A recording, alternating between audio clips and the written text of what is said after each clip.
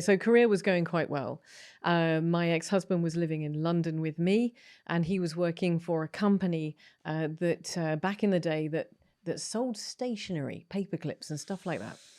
And he ended up getting moved across to a department that sold copier machines. Right. Now, my ex-husband was a terrible salesperson. I mean, really bad.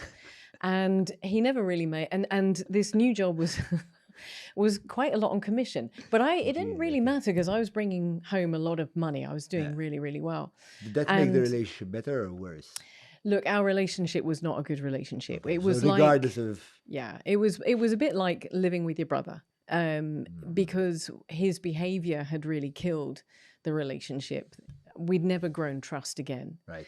And we got married, and after the euphoria of being married, as I've seen in other couples, after the euphoria of being married, getting married and honeymoon, after all of that, you're in reality. Yeah. And the reality wasn't particularly pretty. Yeah. And we were sort of hiding that by a lot of socializing with friends, going to the pub, mixing with a lot of people. But things had started to really crack in my books.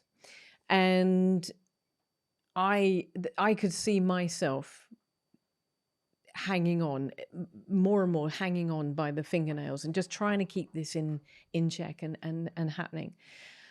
And this man that he worked for, his boss was a guy called Chris. Mm-hmm. I have no idea what his surname was. And Chris was a womanizer. And I already knew that. The first time I met him, I didn't like him. And there was something about him that just wasn't pleasant. He was really smarmy and creepy. And I was like, okay, I'm not happy about you spending time with this person. And one Thursday afternoon, I get a phone call. And my ex-husband says to me, Trudy, I've landed a big deal, which was quite a big deal because he was terrible at sales. And so he said to me, Chris and I are going out to celebrate. He said, I'm going to be home late. He calls me, and we're living in London at this time. And I have to say, a really awful part of London where you really had to run from the station to your flat if it was dark because there was a large... What's the name of the area? It was Tulse Hill, West Norwood, Tulse Hill, south of Brixton, in the real Badlands. And he said, I'm going out with Chris. And I said, okay. And then he calls me about 10 o'clock and he said, Chris and I are staying in what's it called? The red light district of London. And he said, King's Cross. Okay. He said, we're staying in King's Cross for the night because we're going to carry on partying. And I was like, okay, King's Cross is just a cab ride away. Yeah. But they decided they're going to stay in a hotel. So I was thinking, okay, this is a bit weird. Yeah. And the next day I get a call and he's a bit hungover and they've stayed in King's Cross and I'm okay, how are things? And this was like just when mobile phones were really sort of just started. I had one that was about yay big, you know. And he then went to work and with Chris. And then the next night, this is the Friday night, I get the call, we're going out again. We're really going to celebrate. This is a really big deal. And we're staying in King's Cross. And I was like, come on, please. Yeah. That this is not okay. Because I'm already thinking King's Cross, he's out with a known womanizer. He's staying in King's Cross. Something is not right here. This is just not adding up. And he went out. And the next day, I didn't hear from him. And the next day, about lunchtime, I'm getting on my motorbike to go and see my best friend. And this was a moment that if I could go back and I could say, Trudy, don't get off the bike. I would just stand there and just grab her and say, don't get off the bike, just go. Because I got a call from him and I'm on my way to see my best friend. He hasn't come back. He hasn't been in touch. And he calls me and he says to me, we're coming home. I said, what do you mean we're coming home? He said, me and Chris are coming home. And I said, you're not bringing that. Why are you bringing him to our house? He said, well, we're going to watch the rugby and then we're coming back. And I said, you're not coming back to our house with that man. I said, you've been out for 2 days, whatever, that's up to you. But you're not bringing him back to our house. And he said, I'm begging you. How do I explain to my boss that he's not welcome in our home? And I said, it's very easy. You tell him he's not welcome in our home. And he begged me. And I got off my bike. I put the bike away and I sat and I waited. And when he got home, he said to me, look, I'm really hungover now. I'd really like you to take him out for dinner. And I said, come on. I mean, seriously. Did you take out the boss for dinner? The boss for dinner. Okay. And he said, look, my career is riding on it. Now, bear in mind, he didn't make a lot of money and I was making money, but that was getting spent pretty quickly. I then said, okay, all right, look, I'll do this one thing. We went out.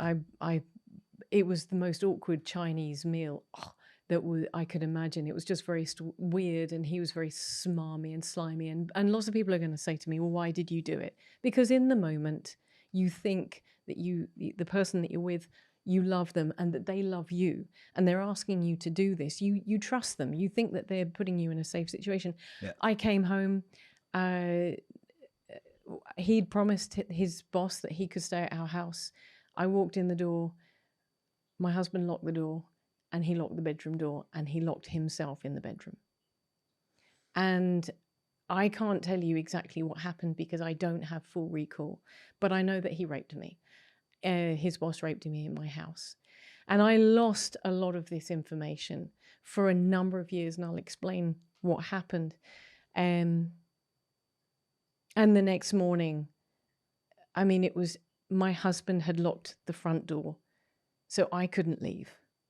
And he'd locked the bedroom door, so I couldn't get into the bedroom where my husband was. Jesus. Okay. And so the next day, and then on in, I started to really spiral. I thought everything was okay, and a lot of that, the following 5 days was lost to me for 15 years.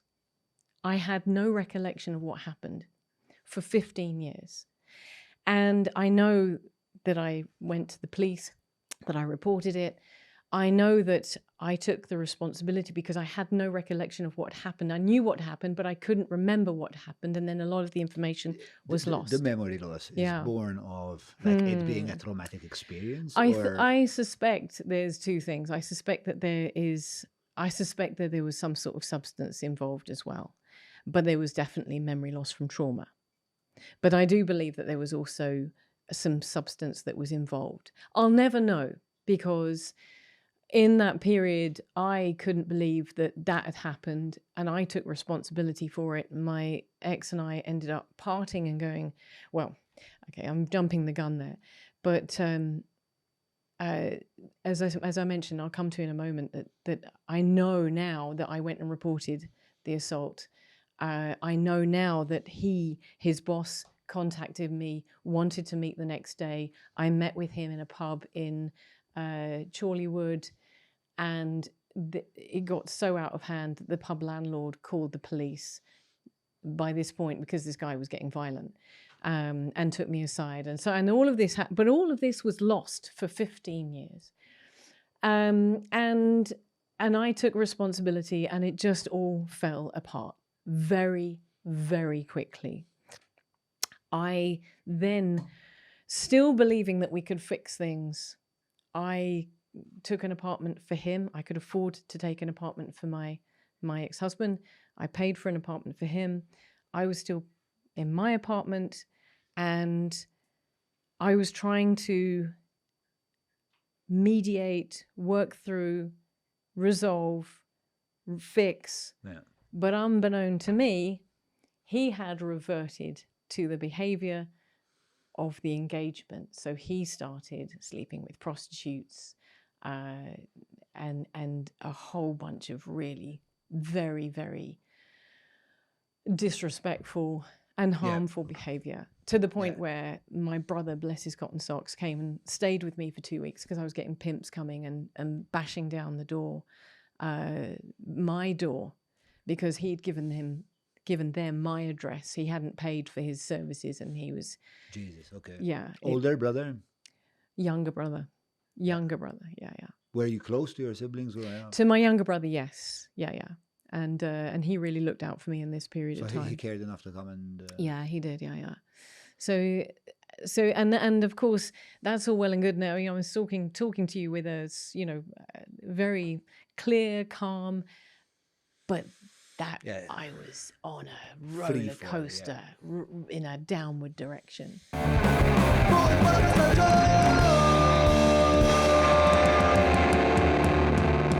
Mela, tlaqna?